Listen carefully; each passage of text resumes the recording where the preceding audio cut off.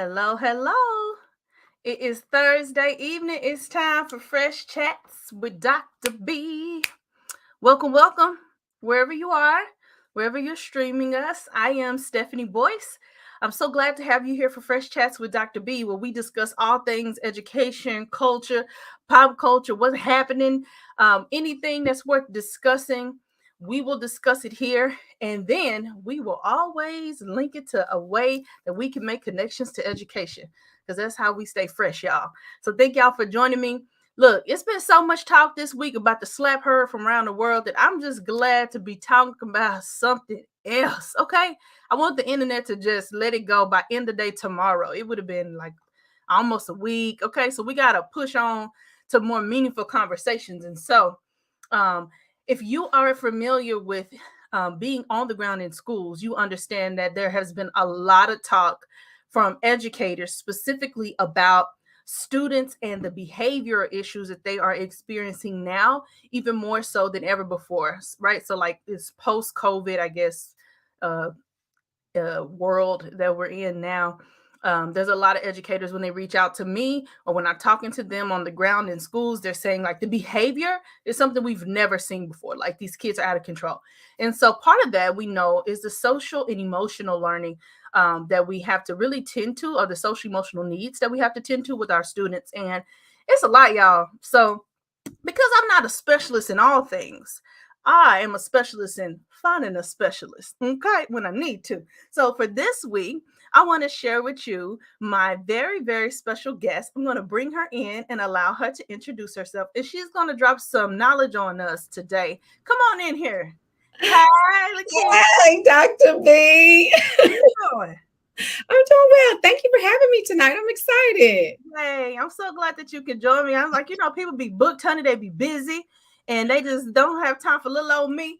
But Lakisha said, let me come on here and bless the people. So I was just starting with a little introduction of our topic, but why don't you go ahead and introduce yourself, tell people who you are, so they'll know you. All right. So I'm Lakisha Culpepper. I am an educator of 20 plus years. I know it's hard to know that, but black don't crack. So there you go. I am mother of three, married to my college sweetheart, but we have actually worked and raised five children as a family. And so this is my work. This is my life. This is what I do, not only at home, but professionally. So I'm glad to be here. Yay! I'm so glad that you're here too, and so I admire the work that you do. People always have to say when they come here, they represent themselves and not necessarily their organizations. So it's good to have people here in a space where we could just have fresh conversations. And so, like I know a lot of educators, they've been like, y'all, this behavior is on another level. Like these kids, whatever it used to did, is doing more. It's giving more than it used to give.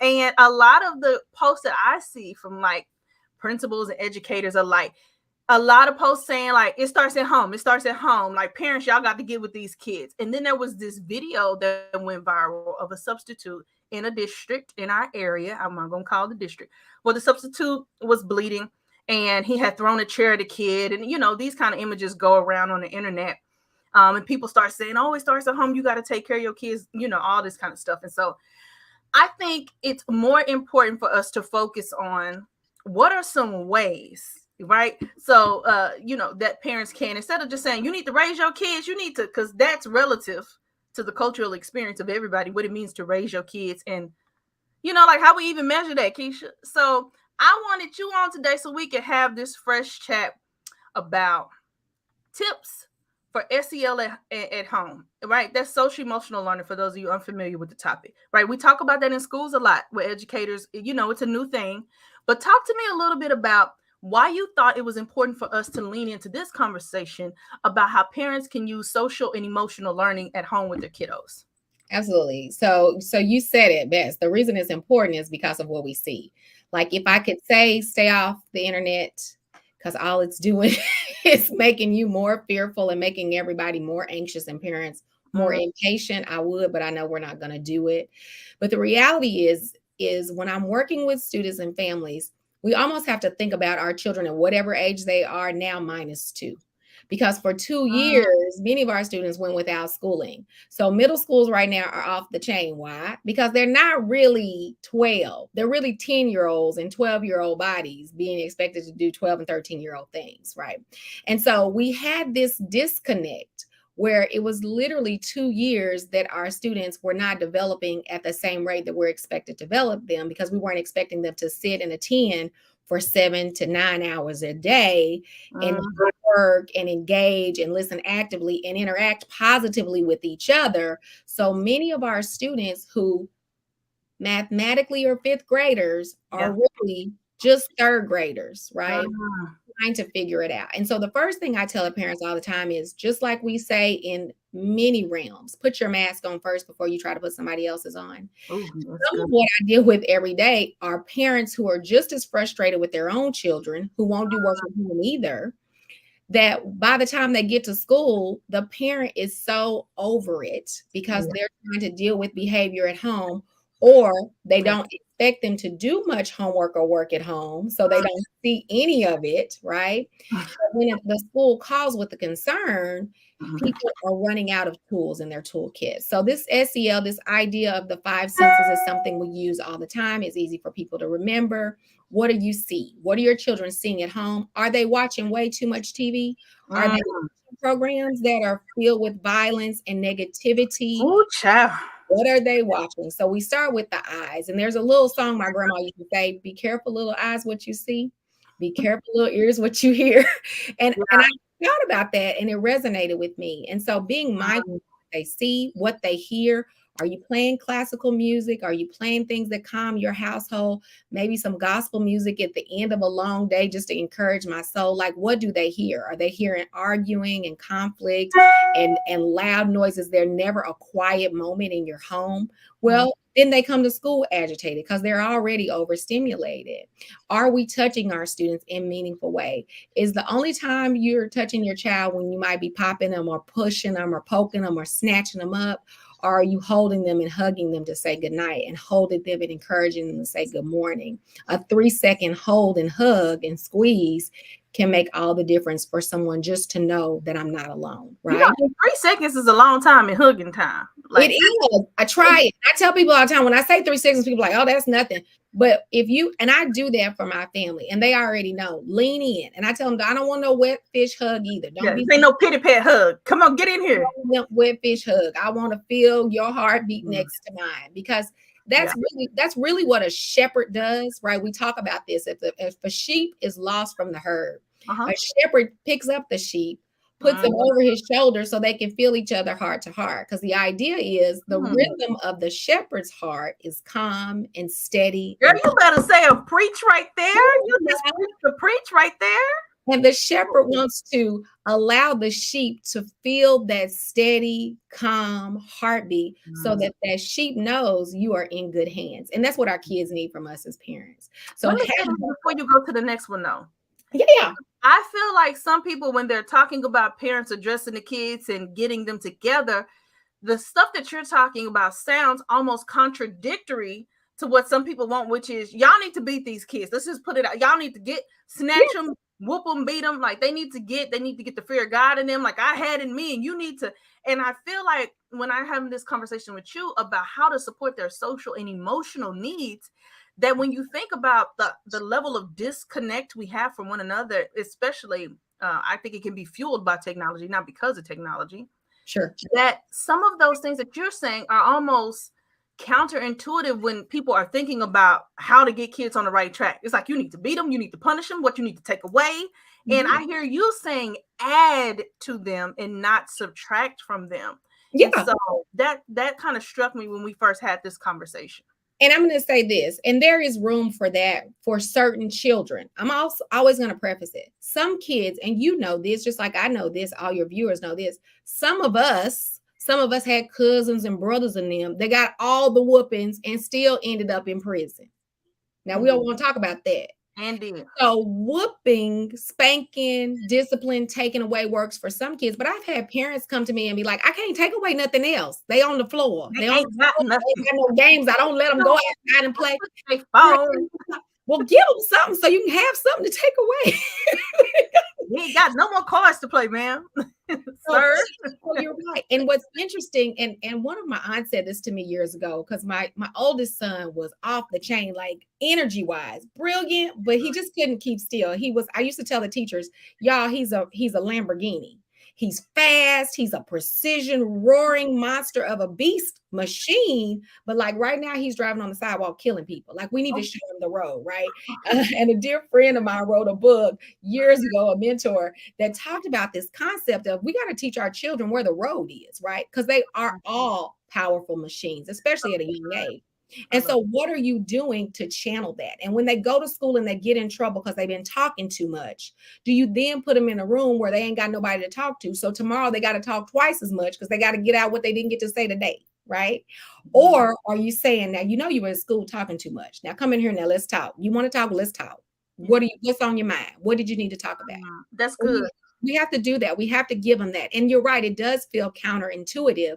But I think we also have to ask ourselves during this season, when you and I are both at our wits' end watching the news, the slap and the whap and all the things, do we really want more of that, or do we want something different? What do we Yes. really want? Yes. Because that the traumas that are associated with some of the things, like we were talking about this idea. I told you that I always had in my mind a picture that people that have both parents in their household, for instance, experience a certain thing, which was what I saw on the Cosby Show, because this was my frame of reference, right? So for me, I always thought my husband grew up with his mom and his dad and his brother, and they have this, family structure that I always felt like, oh, well. And I remember randomly one day he was just telling me, he was like, we didn't sit at the table and eat dinner. And I was like, huh? I was like, no, but like at the Cosby's, like they came into the dining room and everybody sat at the table and talked about that. He was like, we do that. And I'm just like, oh, so like now we're trying to create this habit where we come at the end of the day, we sit at the table, we eat, we ask our daughter, who's only 2, like, how was your day? Who did you play with? Who got the time out today? Like, who got in trouble? Like, and she is accustomed now to letting out whatever she was holding in during the day, whatever she observed, and us validating her experience. And she's only 2, but so, her little conversations be kind of short. But I think just the whole practice of coming together and inclining our ear to kids. What I'm finding working with teenagers is a lot of them aren't feeling like they can be heard and respected and take up too much space. And I feel like that only got worse when everybody was confined to their own homes and separate. And I don't know how we help them, Keisha. How we help them? You were giving me the tips, and then I interrupted you. Okay, no, you're right. We help them with the tips, but again, we help them with, like, what you're talking about is a consistent pattern, a predictable routine, right? And we know students, especially students with learning differences and challenges, thrive where there's routine and where there's structure and order. But really, we all need some semblance of that. Now, that's not saying we want to be so structured that we can't say, like, y'all, mama needs a break, we're going to Buc-ee's tonight, or whatever. Like, we want that spontaneity, we want that fun, but we do need some routine. And so that's kind of part of like the next couple of things, like just within your home, is there order, is there structure? I remember when my husband and I first married and we got our first house, and I was like I was raised by my great grandmother who was born in 1909. So like my idea of family, like I'm canning and knitting and like, cause I was raised by real old women. Right. So I'm thinking we're going towards the Great Depression any day, because that's who I was raised by. But in my mind, I like had this vision, like the house has to be like this, and it needs to be a certain way. And the kids can't have toys. And in my house, we had to pick up before you went to bed. Like we had the rule for everything. You had to wear a slip or you go to hell. I mean, it was so many rules. Not a slip, Lord. Baby. But what I love is my husband was like, we ain't worried about this. Our house. This is our house. And part of what you have to also do as family, Stephanie, is decide based on what you need, based on what the people who you are accountable for in your house need. What are we going to create that works for us? So like within our home, we have space that is not space for company. Like I don't have company space. Like people who come into my home, and I have one friend in particular who it drives her crazy, and I know it, but you just gonna have to be unbothered because in our dining room it is the Lego station. That is where or it may be a puzzle, and it may be puzzles in there. And one room is all about painting. There's gonna be paint everywhere. I'm Yeah. not worried about it. I'll replace that carpet when I get ready to sell. Yeah. For me, I wanted my kids to be able to walk in this door and do what I want to walk in this door and do when I get off work after a long day. And that is be able to breathe, be able to relax, be able to know that every space, every place is really designed for me to be welcome and to be welcomed in. And so that's what I have done in my home. And I really encourage parents to do that. And if you can't do that with your whole home, find a space, a section, a cubby or something. The other senses that we talk about is taste. And like we talk all the time about making sure kids have nutritious food, but also making sure that every now and then we treat ourselves to something that gives us joy, right? And we know the power of that. You know, Joyce always wrote a book, Eat the Cookie by the Shoes, right? This idea of sometimes you just have to treat yourself. And Girl, my kid just ate a plate of sprinkles she found in the thing that we had for the cookies. I want sprinkles, mommy. I'm like, we ain't got nothing to put sprinkles on my plate. And I was like, yeah, because I feel like that's a healthier choice. Is it a cupcake with sprinkles or just sprinkles? I feel like that's just sprinkles, no carbs. Yeah, I'm with you. I feel like We're indulging and allowing kids also to have those little indulgences and things that just, it's okay. And I think a lot of what you're saying, Keisha, when I'm listening to you is about relinquishing control. And it's so big because I really pray and want to do this conscious parenting where, like it's okay if the toys are out, for my kiddo. It's okay if she colors on the table and it makes a little mess with like everything is kid friendly in our house because there's a kid that lives here. You know what I'm saying? Like we don't want to have anything where it's like the couch is white, don't go buy it. It's like, why would you buy a big old white couch? She too. Like, and then want to, you know what I mean? It's like it's not that deep for us. So I think sometimes it allows for a level of expression and freedom is what I hear you saying, that they can go in this room and they know they can paint and they can whatever, and they can go in this area and have, just hearing you say it made me want to come to your house and play and I'm grown, but just thinking about it, you know what I mean? Like that level of coming home to that. And I know every parent has their own thing and every household is different. But what I feel like a lot of times culturally, as an African American woman raised in the South, there has been this hardcore, like you said, like your house needs to be clean, you need to pick up, you need to and like, so what happens then if her toys are in the living room space? Well, this is where we live. You know what I mean? So like, it's okay. But I think with kids, sometimes we could help a lot, facilitate a lot of kids to decompress and have some cathartic experiences in our home that can assist. But that connection, Keisha, I feel like something about the disconnect, and I don't know if technology is, I won't say to blame, but there's something about that disconnect that I think when our kids show up in different ways in schools, sometimes it's a extension of the disconnect that a lot of our kids are feeling. Sometimes. I think so. And what you're saying, so not only freedom to explore and to be and to heal, right, in a safe place, but like I told you, this is a shirt my son made. So like this is his brand that he developed during COVID. Like it's limited edition because he only makes them when he's home, right? Because behind me is like the cricket and the press. Because one of the things during COVID, legitimately, I was like, get off your phones. Like, I'm going to teach you guys to do something creative that can translate into a business for you or a skill for you later, right? So teaching them all how to cook. Like all my kids can cook. So they're in the dorms cooking. My son is cutting hair because we taught him how to cut hair before he went to school. My husband did. Taught him how to make his own apparel and shirts and things like that. So now he's in the dorm making money on the side with this skill that really for me was just an opportunity. And he texted me the other day. He was like, Mom, if you had never taught me how to do that, he said, when you made me get off my phone, because again, by that time he was 18. He said, when you made me get off my phone, I was like, come here, let me show you how to do this. I thought, now what I ain't never gonna need this. He said, but Mama, I'm making all kinds of stuff for people. Yeah. And so it's some of it too is you never know what those opportunities and what the things you teach your children will allow them to do. So just teach them, just be with them. The things that are important to you, embrace and show them as the next generation, and allow them to show you the things that are important to them. Because you're right, it's relationship, it's freedom.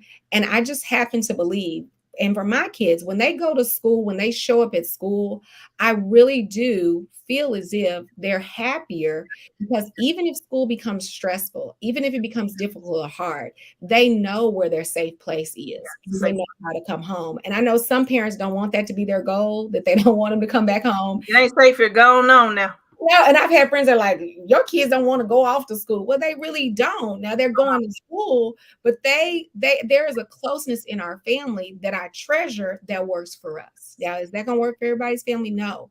But Yeah. I wouldn't trade it for the world, because I have kids that I love being with and who love my company even at 20. Now, 20-year-olds drive you crazy, but we have a good time and we enjoy each other. And Yeah. again, the things we did at home just to de-stress now have become a side business for my son. That's awesome. I really love that. And I'm so grateful. So we talked about the senses, right? So we talked about thinking through, or parents thinking through in your household. What is it that did we get through all five? Or We did I didn't say talk all about, yeah, so we do a lot of aromatherapy. So we do eucalyptus, lavender, lemongrass. So we do a lot of diffusing. But Amazon is $9. You can get a five? Oh, diffuser. I know. I got some diffusers. So you diffuse and you make your house smell pleasant. And when everybody's stressed, put in some lavender. It really does help. So that was the last one. The smell. And, again, people, I think we think about some things and we disassociate them from our kiddos, but that's really important. I think about just lighting candles. I need to do better by using my diffusers though, because less fragrancy stuff. But just thinking about the atmosphere of our home, because for me, a lot of parents get kind of pressed about the academic side. They say, I don't feel like I can support my kid because I don't know that math that they're doing. You know what I'm saying? Like for me, I'm already prepared to not know the math that my child is doing after about fifth grade. I'm gonna be like, all right, that's your daddy. I'm on the ELA side, like we good. But I think for some parents, they feel like they don't really have a role because after they get a certain age, the academics get too hard. And so I love this idea that you're saying the social and emotional support, that the way that you send your kids to school. I know I used to have students that, and let me not even talk about those students. Let me talk about my own kid. When I take care of myself as a parent in the morning, if I wake up when my 5 o'clock alarm goes, it don't happen all the time, be honest with you. But on the days I can tell you the difference when I wake up and I get myself together, if I have my yoga, meditation, prayer, take a minute to myself, actually wash my face, brush my teeth, get stuff, and then wake my child up, an hour later, we have so much more of a pleasant experience. You Yep. know what I mean? Because I've taken care of myself first. And I think for a lot of parents, it's like they don't consider how the kids started the day or how the kid ended the day as a part of what happens when they're at school. They like, that's school and this is at home. So I love this idea that you're suggesting, that if we can be more mindful about how we're sending them, how we're receiving them when they come back, then their experiences, we can support that transition in school and how they're prepared to take the day every day. I really love that. Yeah, I'm glad. And like I said, no, there's nothing that's perfect, but together we can figure out a plan, right? And I tell families all the time, like, partner with your schools, get to know those teachers, get to know those folks. Yes, it is some terrible things happening at some schools, but there are fantastic, amazing things happening every day, every second, every minute, and every hour in most schools, the overwhelming majority. I feel And like we don't talk about that enough, right? We hang on to and we cling to the negative, but the reality is that is a small fraction and a small number, just like it is in every industry. And we really should spend more time focusing on the positive and using our energy to really charge that topic up. I love that so much. Well, I thank you so much. We're almost to the end of our time. But is there a place where people can connect with you if they have any other questions or comments or concerns about what you've shared? Especially some people watch the playback and then they may say they have a question they didn't get to ask live. Sure. So I am on Twitter at Keisha Culpepper. That's probably the easiest way. So message me, tweet me. I'd love to connect and would love to share and really to hear from other people what they do and some things and ideas. Because one of the things, Dr. B, you're going to notice is as that 2-year-old keeps going and keeps going, your parenting style is going to have to change. It's going to have to modify. And how you parent, don't let anybody fool you. It is much easier to be a parent of a 2-year-old than a 20-year-old or Yeah. an 18. It is, let me tell you, it only gets harder because what has to happen is every time, I'm telling you, they're going to change before you're ready. And what's going to make it hard is you're going to say, well, this isn't working. And then you're going to have to catch yourself and say, oh, that's because she's 16. Mm-hmm. What does this look like at 16? Don't What? worry, I'm be calling you. I'm be asking because we got to support the social and emotional needs of my child. And and the thing is, I think we just have to be aware and we have to have the supports. And that's why I feel like growing up in the church, there was a level of support and community. And I know everyone has their own ideas about religion and da da da, but I believe that there was a sense of community and accountability that's also missing in terms of if you misbehaved. Now, I wasn't raised in the times where anybody would just grab me or hit me. But, such and such seeing you, it's like, hold on now. There was a sense of community around what we did. You might have been at the school, but such and such know your mama and they mama. And there was much more of a community because of our base in the Black church when I was growing up. Absolutely. And so my aunt, one of my aunts was our office aide. So we also had family connected. And I tell people this all the time, Dr. B, what we're also missing is families get so frustrated and at a wit's end because we don't have grandma down the hall anymore to say, now, baby, just hold on now. It's going to be all right. Just don't get ahead of yourself. And I have those moments when I worry about my kids, I get myself hysterical.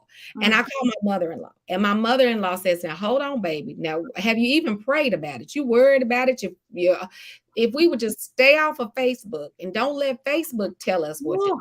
But if Lord, we had the wisdom of the elders, they used to pull us by our coattails and say, now don't talk to him like that now, because he's a young man now. And he's, you don't want to mess up his confidence. Or, she's a young lady now. Teach her how to be X, Y, and Z. We don't have that village anymore, and I can sense it. So what we have to do is we have to become that village for each other, and we have to be that lifeline because we all need a wise counsel, right? There's a lot of counsel out there. You can get counsel on anything. You can Google anything. Yeah. Wise counsel, and that's what I think we're lacking now. It ain't always wise. So I thank you so much. Let me see now. When we're on here on this live stream, we can see Dr. Cloud chimed in when we first started, and she was like, "Hey, Lakisha, come." Hey, Dr. McCloud. Hey, Doc. Somebody else from Facebook asked, "Will this be recorded and shared on the website?" Actually, after we get done with the stream, you can find it on our YouTube page at the Fresh Classroom on YouTube, and our LinkedIn page, and our Facebook page at Fresh Classroom. And so, yes, and you can go back and watch previous episodes. But I always like to share with people from week to week what we have going on in the Fresh Classroom. So I have first to share a quote with you. Thanks, and always remember that we have the ability to empower or disempower students with every interaction every single day. My prayer is always that you will empower the students that you serve. And besides that, we have a couple of things in the Fresh Classroom going on. The first thing is that we are booking for summer and fall PD days. So if you're looking for a fresh interactive workshop for your teachers to get their PD hours over the summer and the fall, you can contact us at thefreshclassroom.com. And if you haven't already gotten your copy of the Fresh Classroom, while culturally relevant education can't wait, you can also do that at our website, The Fresh Classroom. And y'all, we got some summer workshops that are about to launch next week. If you come back, and we'll have a special giveaway at the end of next week's Fresh Chat. So thank you to Lakisha for joining me this week. I appreciate you. I pray that our parents are inspired to consider their role in the process, not academically, but in how we nurture and support our students from their social emotional needs. And I thank you for coming and sharing your expertise and all that. And I will see you next time. Thank y'all for joining.